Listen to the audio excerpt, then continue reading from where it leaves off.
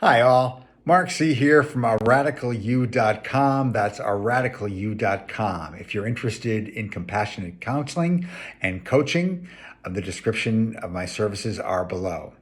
Question for you. When you wake up, what are the first things which come to mind? Is it full of anticipation of what wonders you'll see this next day, or who you're going to happily encounter, what amazing things you're going to say to a loved one or even to a complete stranger?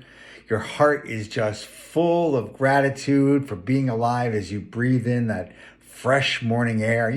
Carpe diem, nothing but blue skies from now on, light and love just abound. Well, chances are you're probably saying to yourself, well, maybe on somebody's planet, but here in reality, I've got 1,000 things to do on my to-do list. I've got to get the kids off to school, then to soccer practice. And I'm also nursing a few resentments against that coworker who said something to me the other day that really pissed me off. And I'm going to come back with my comeback tomorrow as soon as I get to work. So we're back to telling our own personal stories. It's story time for the self, where we believe the stories we tell ourselves. Now check the words and phrases you use, which always reflects the power of these stories that we tell ourselves. Phrases like, how dare he or she, or I deserve that, or when you're giving somebody some feedback, it's always in the form of, you always do it that way. Alternatively, we may go silent, or in the other direction where we never utter a critical word, where we always agree with somebody, in the sort of that go along to get along syndrome. And these are different persona that we carry around with us. And I'm going to get into what persona is in a minute. No, I'm not here to be critical at all. We're all very well-conditioned human beings. We carry along with us a lot of energetic and psychic weight, all in the dutiful service of self-protection. It's all it is self-protection. The real you, the soulful you, is almost always buried beneath this tonnage, and it's pretty heavy. And this tonnage of defending ourselves against the original pain of revealing who we truly are. So for some, the defended self can look aggressive or it could look passive. They're really just two sides of the same coin. Sometimes you might be aggressive in certain situations. Other times you'll be very, very passive, depending upon the circumstances. So this persona gets developed and it's refined to an art form. We've convinced ourselves that we really are the character in this play. We really believe the world is a stage. And one of the best definitions of persona that I came across is from psychologist Carl Jung, who said the persona is the mask or facade presented to satisfy the demands of a situation or the environment and not representing the inner personality of the individual. It's, in other words, the public personality. Now, at its core, the defended self is the separate self, and the separate self is the limited self. It's this fragile little piece of work that always feels lack, and ironically, the more it feels lack, the greater the need to act on its behalf and defend it. The need to defend reflects the need to protect. Because if I took down that mask, I'll get smacked down and there's pain that I can do without. So the defenses are doing their best to protect us. So the real you is trapped. Now, can it be trapped forever? Well, we'll see. Just an example of a trapped self here. This is kind of a benign example.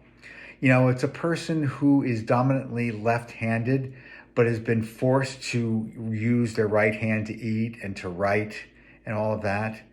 A cursory look into the origin of the word left, its root is from the Germanic lift, which means weak. Right is right, left is weak. In the Romance languages derived from Latin, the word for left is sinister. in sinistra, as they say in Italian. And this is just a tiny example of how cultural traditions through words can put us in little boxes. Another example, a little more pernicious and personal. I had this over-dominating boss a long, long time ago, and she was into public shaming. I mean, real public shaming.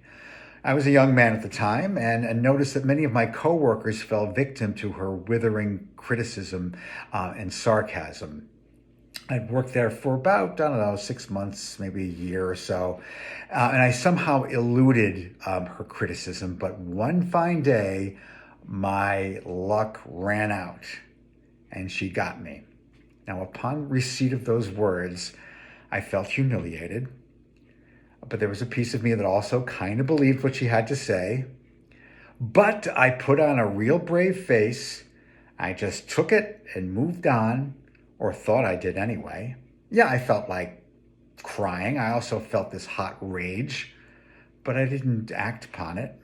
I just kind of stuffed it. My body kept the score.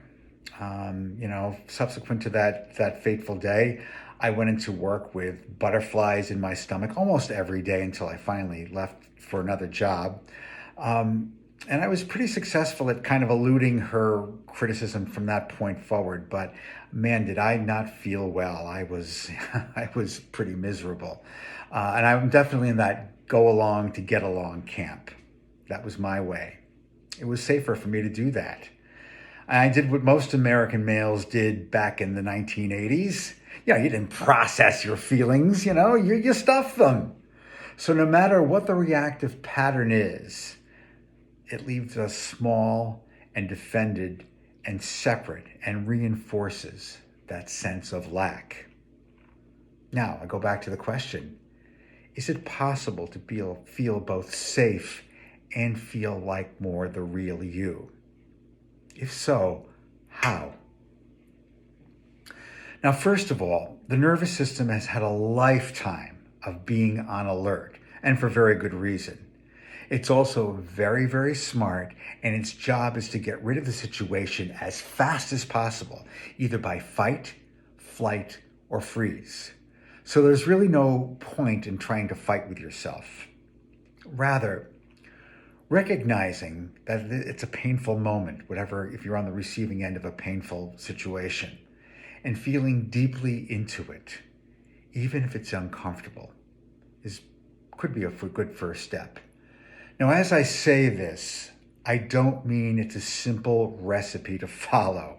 In many cases, you'll feel the resistance, and then you'll have this urge to run away from it, or binge on a plate of brownies, or watch 9 hours of Netflix. No judgment here. But you can also recognize the resistance too.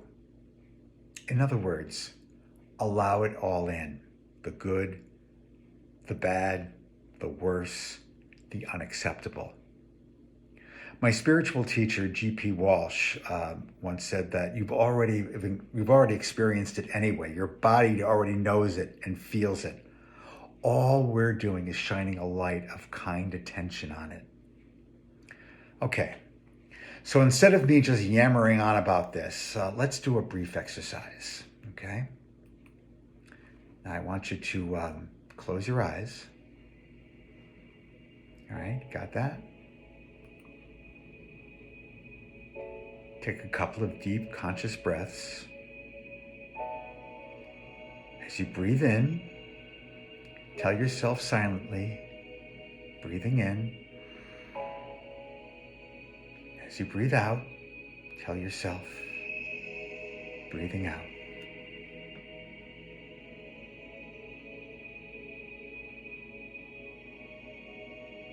Now think of a situation, either you're going through right now or one in the recent past, which prompted you to either act aggressively, or you were completely frozen in the moment, or had the urge to run away from it. It doesn't have to be something traumatic. In fact, I wouldn't necessarily go there for the purposes of this exercise. Just something where you felt, really annoyed, you were dissed, could be some sort of microaggression, maybe at work or from a family member, whomever, that was laid at your feet. Give yourself a moment to bring something into focus.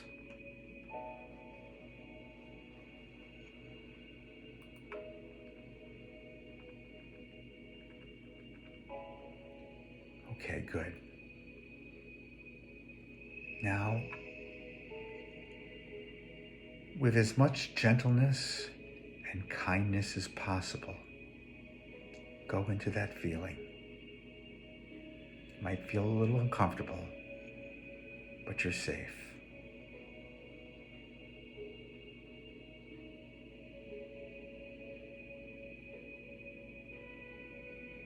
Where does it land in your body? Just scan around and see. And as you're scanning, check your temperature. Do you feel warmth, hot, coolness, cold?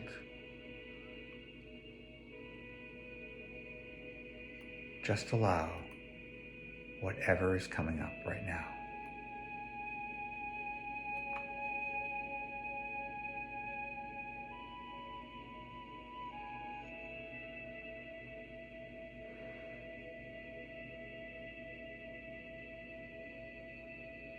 Let whatever emotion comes up for you be there. As this happens, tell yourself, I'm safe to feel this way.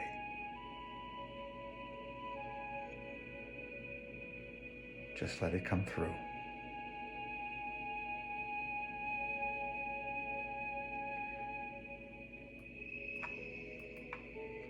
Now, if a storyline or a narrative comes up, acknowledge it, thank it, but let it know that right now, that story isn't important right now. Tell yourself, I'm honoring the feelings coming up.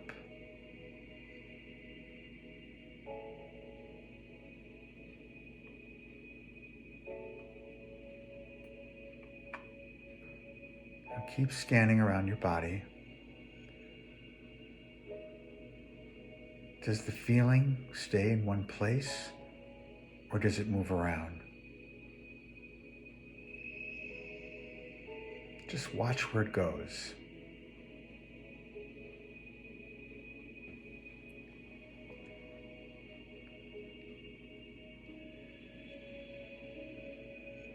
Is the feeling as intense as it was when we started? Or has it dissipated a bit?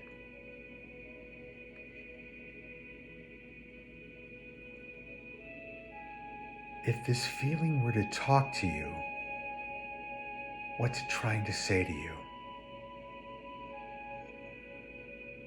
Give it its voice.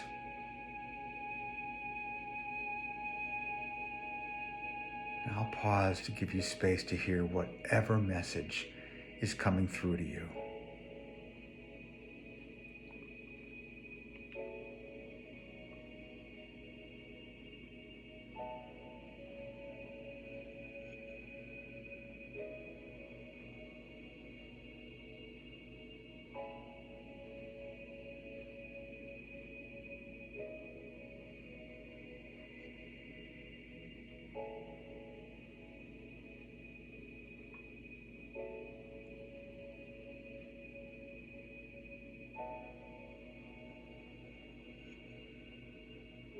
If you'd like, you can put your hand over your heart or your stomach. Just stay with the feeling as best you can.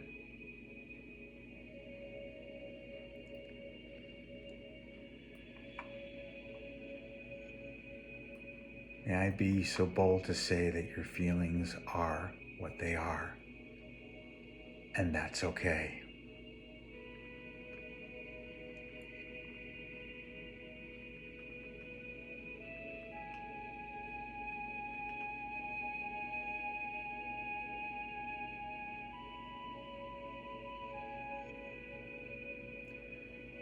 Now, as you come back,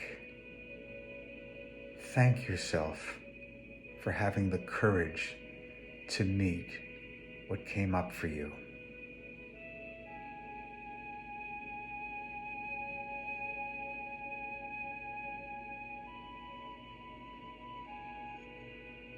Take a couple of deep conscious breaths. Breathing in, say to yourself, I breathe in. Breathing out, say I breathe out.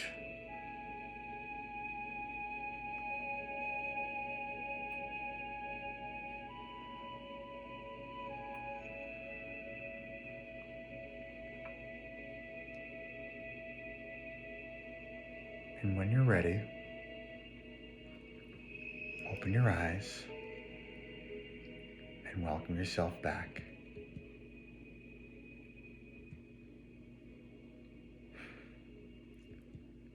Now look around the room you're in. Does it seem brighter? Do the colors stand out more? How are you feeling? Chances are you may have met the danger that was lurking. Now you may wish to take constructive action now that you've had a chance to look at what's been bothering you square in the eye. Or you may just want to let it go. Perhaps there's been a shift in your perspective. Now, I'll boldly say that allowing whatever came through is a conduit for your freedom, even if the shift is subtle. You don't have to squirrel away those feelings if they can be allowed to be seen in a safe environment. Your soul really does know the score. I'd love to hear how that worked for you, so please put them in the comments below. And please don't forget to like, share this channel, and as it will help support me in doing more and more content for you. And if you're seeking compassionate support on whatever is happening for you right now, you can contact me at aradicalyou.com. That's aradicalyou.com. Wishing you the peace that passes all understanding. Namaste.